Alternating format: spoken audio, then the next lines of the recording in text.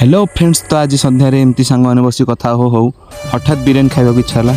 तो आउ आम डेरी नक बाहर नयागढ़ बिरियानी खायापे। नयागढ़ तो आसिलु हेरी हेले बहुत खोजाखोजी पर भी आमको बिरियानी मिललानी। यहाँ बड़ दुखर कथा। तो जेहेतु नयागढ़ आसीचु तो खाली तो सेमती जीवनी किसी तो खाई जीवु ना। तो आम डिसाइड कलु जे फास्ट फूड किसी होना खाई जीवु। तो आम आसी पहुँची गलु गोटे फैमिली रेस्टोरेंट रे।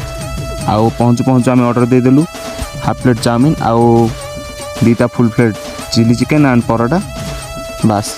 तो आपड़ देखिपे आमर रेडी होगी आसी चिली चिकेन आ परोटा ता सहित चाउमिन। खाद्य तो आम पाखे पहुँची जाइए टाइम आसी जाइए टेस्ट करार आउ मार्किंग देवार। तो प्रथम रुद्र टेस्ट कला तो तार एक्सप्रेशन देखिपे आपड़। जेहेतु मुझे चिली चिकेन खाऊँ तो टेस्ट केमती कहीपर किंतु चाउमिन टेस्ट जबरदस्त थी पूरा। बास्ना भी ए क्लास टेस्ट भी